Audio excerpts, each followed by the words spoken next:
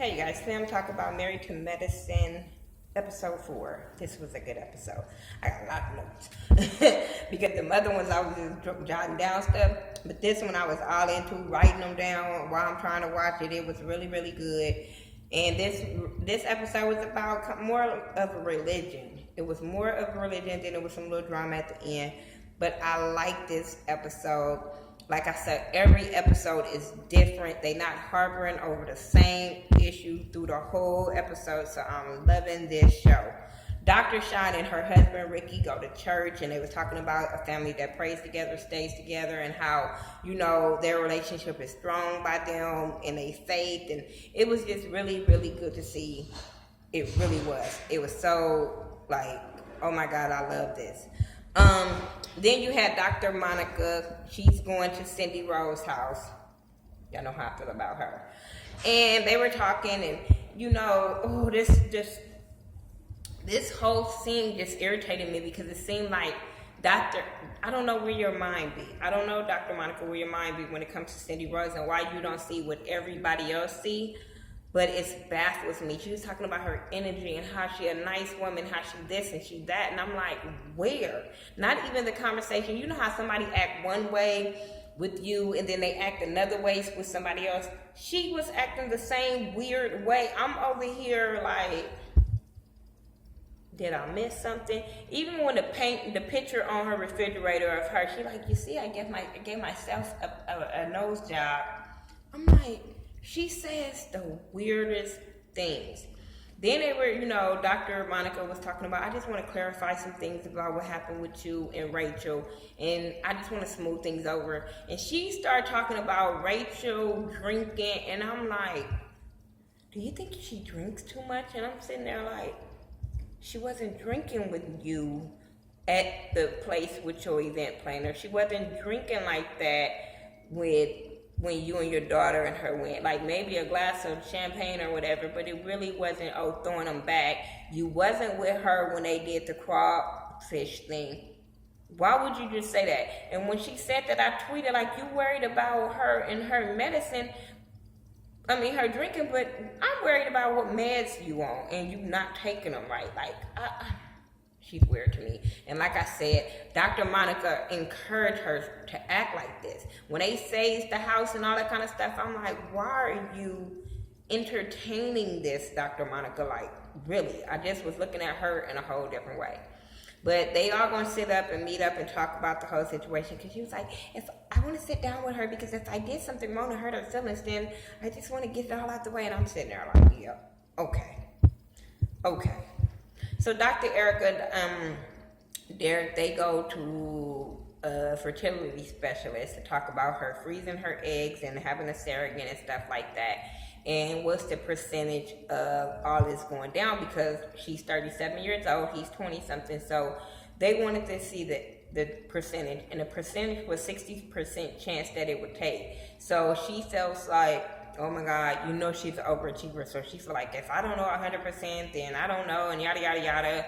But I'm just like, y'all finna freeze an embryo? Because the doctor was telling her to freeze an embryo instead of freezing her eggs. And I'm like,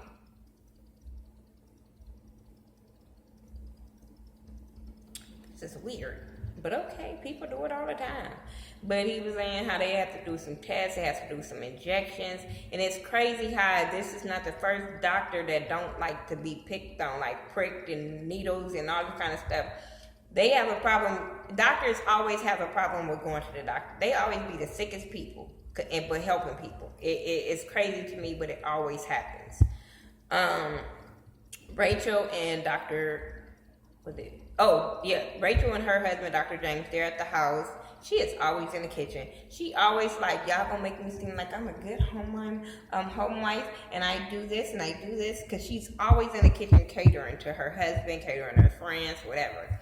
So they end up studying and testing each other, drinking wine. She was getting wasted right then. No, I don't think she have a drinking problem, but hell, she was at home. But they were testing each other, and I liked the dynamic between them because they was motivating each other, and I thought that was cool. Dr. Erica and Eric, Derek goes eat with Dr. Derek's brother that's in town from California. He's, I think, trying to be a lawyer. He's go to Princeton to be a lawyer. So, when they said something about it would tear a family apart, I think, to be a Democrat. I was like, okay, I don't even want to watch this thing no more. I just don't want to watch it. And it wasn't even about Democrat. I just felt like they just give me this vibe of being like this not so open family. If I don't want to say racist, but I just want to say they not that open to a lot of things. And he said they were very conservative and stuff like that. And I was like, see, can't not deal. And I was cracking up with that brother because I was with you like, hey, you can't take the Compton out of me either because I'm not messing with sushi. Like, not at all. Period, point blank.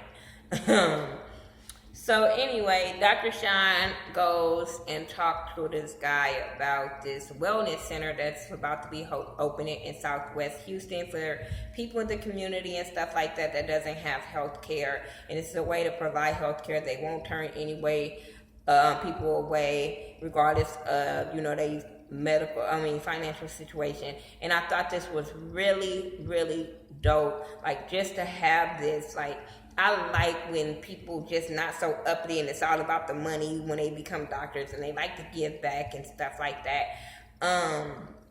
She is going to oversee this project because the project wasn't done. It's not ready to be up and running and stuff, right, because of the things that wasn't already done. There's no sanitation station up in there. It's just a lot of things that she needs to have there as a dentist, and it's not there, so she's going to get on the ball with that. And like I said, I thought that was a good thing to show. Rachel was on the phone with Dr. Ellie, and she's on her way to talk to Dr. Monica, but Dr. Ellie calls her and tells her, like, can you not say nothing about what you told me? I want to address her. I said, that is so cool. So, people, and Rachel feels kind of bad about popping off when she was drunk and telling her, but it is what it is and it needs to be addressed. But like I'm glad that she was like, let me address her, not you. She was like, just don't say nothing. So we then get to Dr. Ellie's office, and her receptionist looked like the lady from Different Strokes. Remember the little short lady on Different Strokes? The little maid? I swear that's what her receptionist looked like to me. But then she talks to this patient that comes in about his hearing problem, and I promise it had me in tears of his reaction when she was finally being able to help him out. I like how she explained about being an audiologist and being able to help people and just wanting to help people and not have to go through all the cutting up people and all. I was like, ooh, this is something probably I want to look into. I promise. I want to work in a medical profession, but in maybe doing administrative work or, even just the audiologist. I don't have the problems with that because I remember when I was doing my extern, I had to watch this guy out that had he had went swimming and his ear had got messed up, so I had to flush his ear, and I was like, okay, this is simple, this is easy. But yeah, I like how she just feel like as long as I'm helping somebody, that's all that matters. And y'all know me, as long as I can help one person, even with my medical conditions I go through, if I can help one person, that's all that matters. So like I said, that was really good. Dr. Erica and Dr. Derek, they go and eat and talk with his family, his brothers and his mom. And like I said, they're this Christian family, so they was talking about going to church together, worshiping together, and she was happy that all her boys was there together to worship with her. The dad was at the hotel because he had broke his arm, so hey, he was like, probably saying, I ain't get on that damn camera.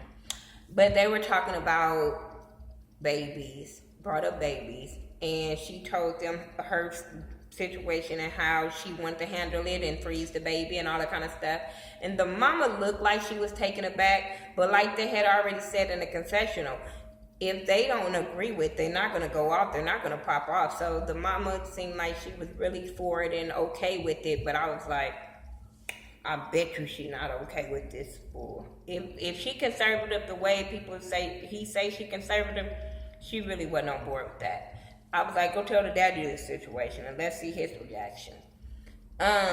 Rachel and her mom, Maribel, sitting there talking. She's getting ready to go meet up with Cindy Rose and Monica, and she just feel like, man, I'm like over it. Like, this lady have crossed the line after blindsided by her. And I just said, even when her daughter was on reality show, I kept on saying, like, they turn up for the cameras. They turn up for the cameras, and that's probably what happened.